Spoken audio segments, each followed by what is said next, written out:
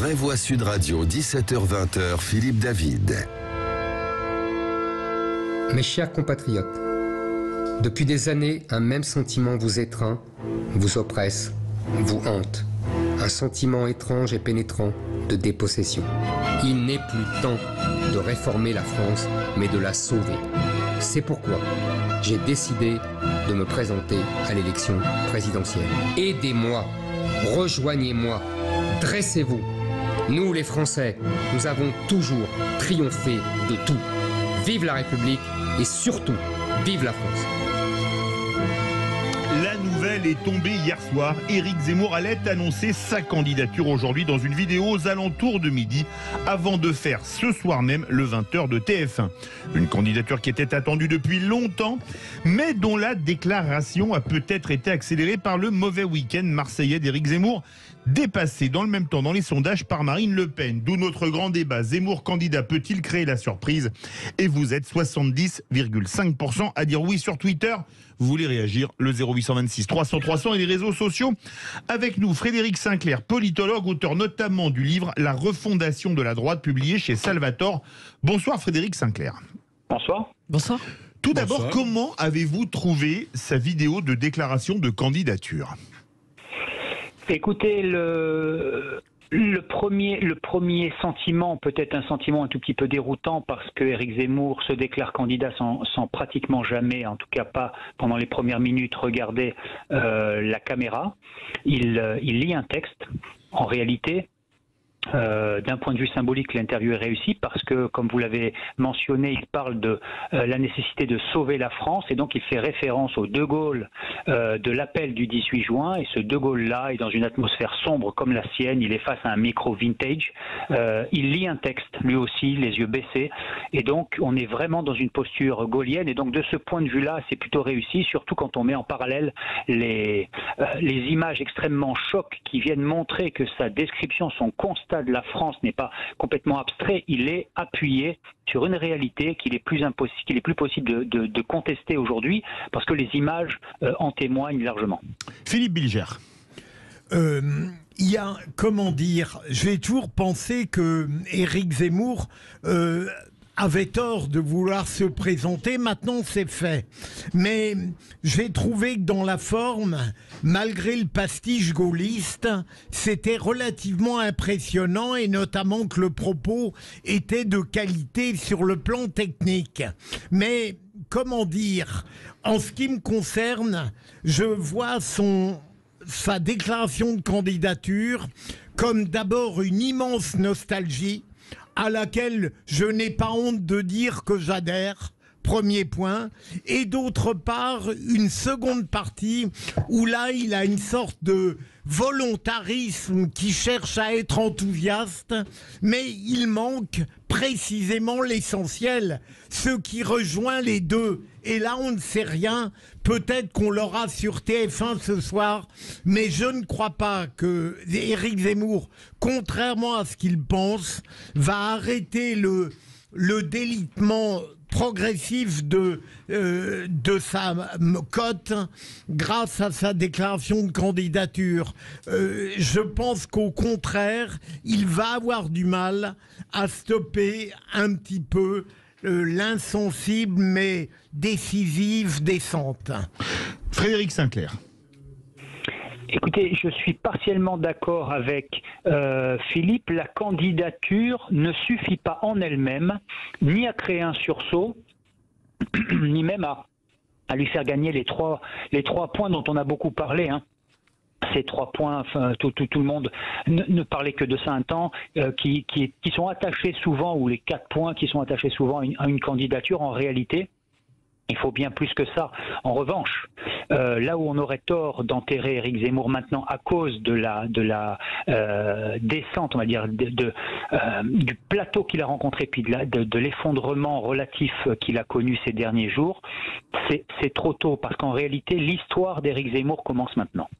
En réalité, c'est maintenant qu'on va savoir si oui ou non il est capable d'enfiler le costume du président de la République, de faire preuve de solennité, de faire preuve de hauteur, de faire preuve de grandeur et surtout de faire preuve de cette magnanimité, de ce caractère charnel qui lui a manqué jusqu'ici et qui va être nécessaire pour incarner cette figure présidentielle, c'est-à-dire pour s'adresser aux Français et pas seulement dresser un constat extrêmement sombre, mais extrêmement réaliste sur l'état de la France, pour aller plus loin et leur dire non seulement je dresse le bon constat, mais je vais vous proposer les bonnes solutions et je vais vous emmener tous. Et pour ça, il faut un caractère charnel. Il faut quelque chose qui touche au cœur, qui puisse amener chaque Français à se dire par les tripes, il va nous sortir de la nasse dans laquelle on est et il va nous emmener vers un demain qui sera meilleur et c'est le seul à pouvoir le faire. C'est vraiment l'enjeu finalement de chaque président de la République. Mais là où il joue une carte tout à fait particulière, et on le voit dans sa déclaration de candidature, c'est qu'il met en face de ses mots le réel. Il met ces images qui sont très très violentes, très violentes.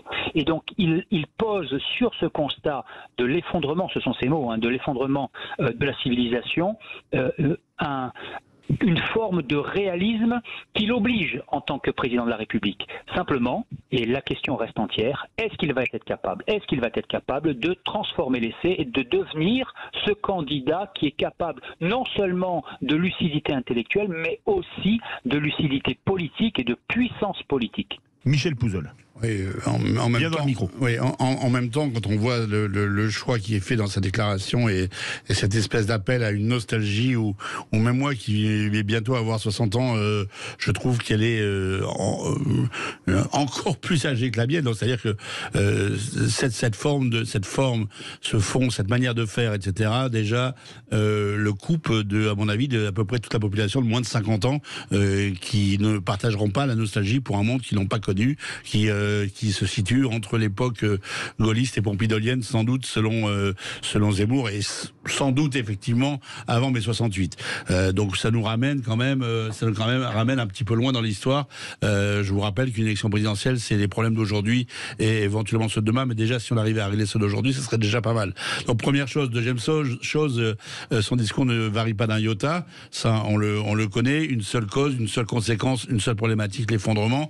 Et en même temps, les Français au quotidien, ils vivent à la fois la crise environnementale, à la fois la crise sociale, ils vivent la crise de la pauvreté, on en a beaucoup parlé c'est un détail, mais je crois qu'on va en parler, ça va être un sujet fondamental de la campagne électorale, peut-être pas maintenant, mais quand on va rentrer dans le vif du sujet, et là, force est de constater que les propositions de Zemmour, on les attend un peu. Je vous rappelle que c'est quelqu'un qui nous expliquait que quand on a un appartement à peu près plus d'1 million d'euros, selon les calculs dans Paris, on n'était pas riche. Donc c'est vous dire le contact et le rapport qu'il a avec la réalité des Français. Quand on pense comme ça, c'est que vraiment on est totalement déconnecté de ce que vivent la majorité des Français dans les provinces, etc. C'est ce que Marine Le Pen a dit de lui ce matin dans le petit déjeuner politique avec Patrick Rogier et Cécile de Ménibus. Mais je vais vous dire, si un jour Marine Le Pen dit que la Terre est ronde, je ne dirais pas qu'elle est plate pour la contredire. Donc je pense qu'en tout cas, sur le cas Zemmour, je partage à peu près cette déconnexion totale. Et cette déconnexion totale, elle s'inscrit totalement justement dans la manière dont il a conçu sa déclaration et y compris la manière dont il va faire sa première grande messe ce soir à TF1. Moi, je pense qu'il va de plus en plus se confronter à des gens qui vont être un tout petit peu moins consensuels avec lui qu'ils ne l'ont été jusqu'à présent sur C12. Donc, il va découvrir d'autres médias, d'autres façons de faire des journalistes, et que là aussi, c'est un défi à relever.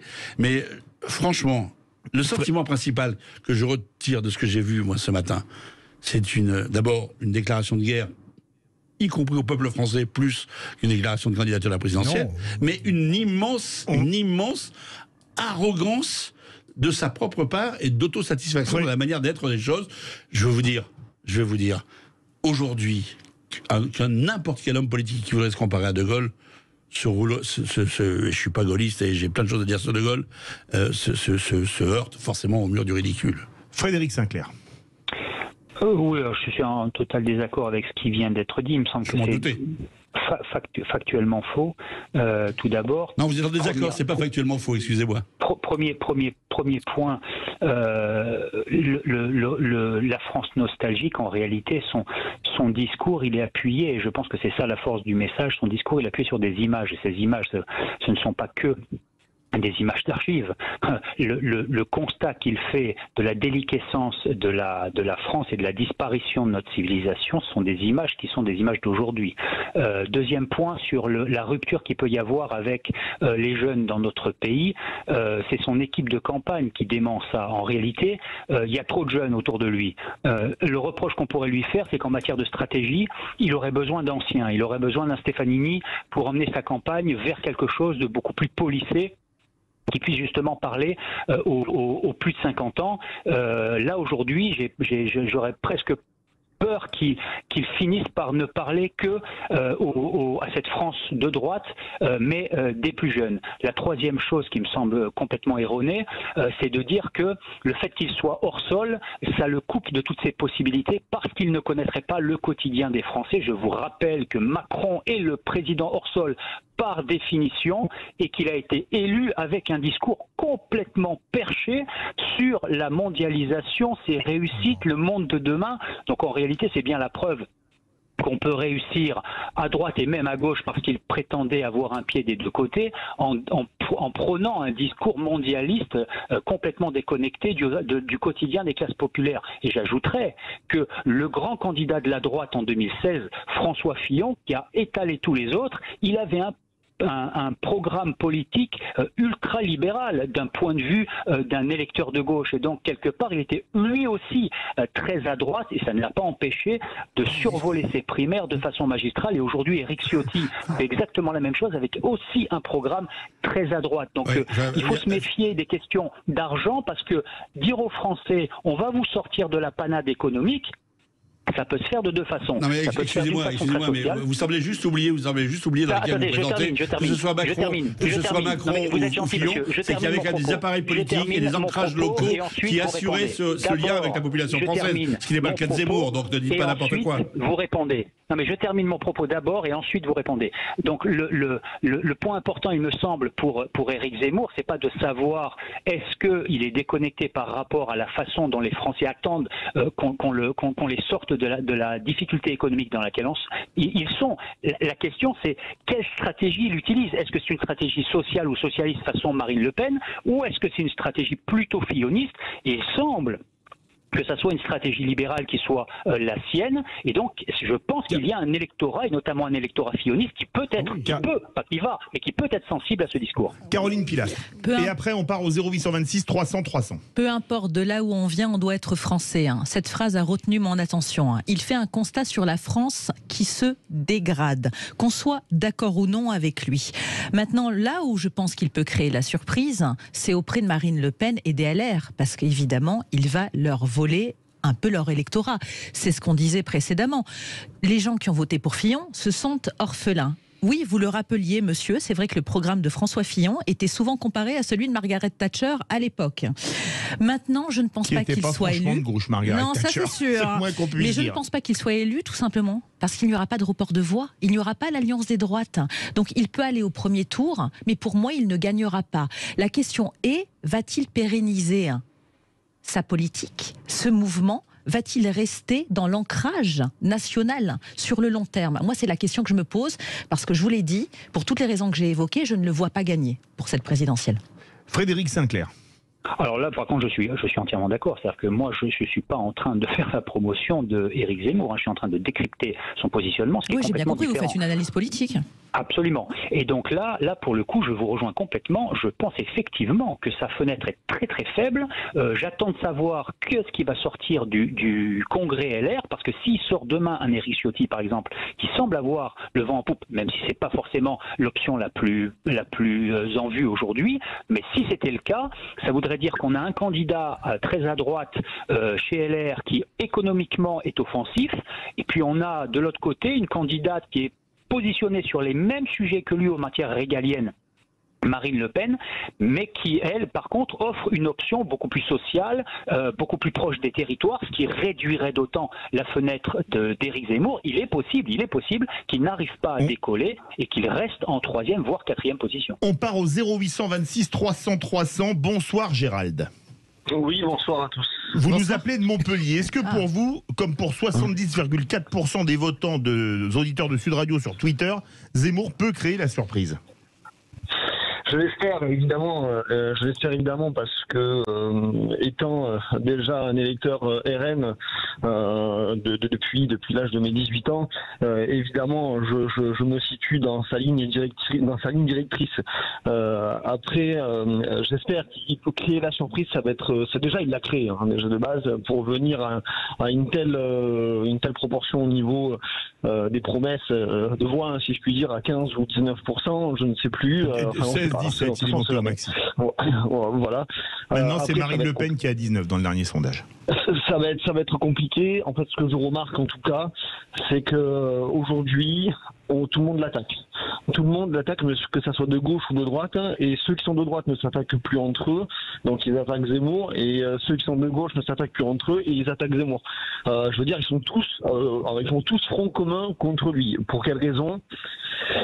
Il bouscule un petit peu cette politique parce que ce n'est pas son métier. Et aujourd'hui, entendre des Français dire que la politique c'est un métier, pour eux c'est impensable maintenant. Pour quelle raison? Parce que on élit en fait des élus, donc que ce soit de la présidence ou des sénateurs ou des députés, etc., pour 5 ans. Et ils doivent aussi nous écouter et nous représenter. Et en fait, depuis 40 ans, on voit que c'est toujours les mêmes. Une nouvelle tête d'affiche, telle que Zemmour, qui ne sort pas réellement de la politique, peut bousculer aussi les choses, je pense. Vous pensez qu'elle peut bousculer l'élection? Merci beaucoup, Gérald de Montpellier. Il nous reste à peine 1 minute. Je vais faire réagir Frédéric Sinclair. Pour Gérald de Montpellier, il a déjà créé la surprise.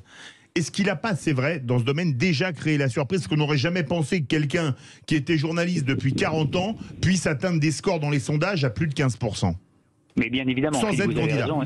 Vous avez raison, Philippe, et Gérald a raison, son analyse est... moi, j'ai pas raison, je reparaphrase Gérald, c'est lui qui a raison.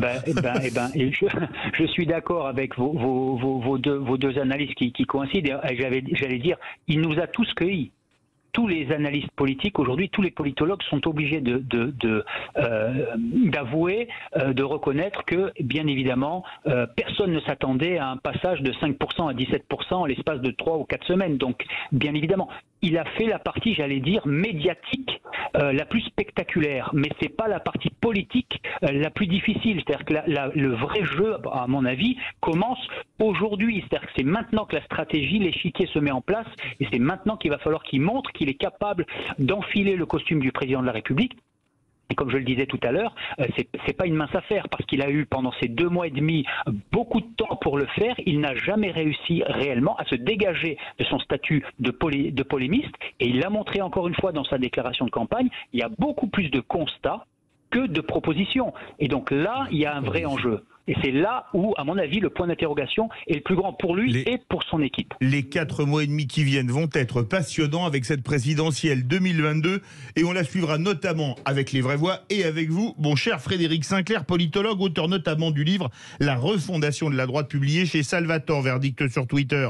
Zemmour candidat peut-il créer la surprise? Vous êtes 70,6% à dire oui. Dans quelques instants, on va prendre la direction de Frontignan où les fabricants français de masques ont franchement le blues. Vous allez comprendre pourquoi.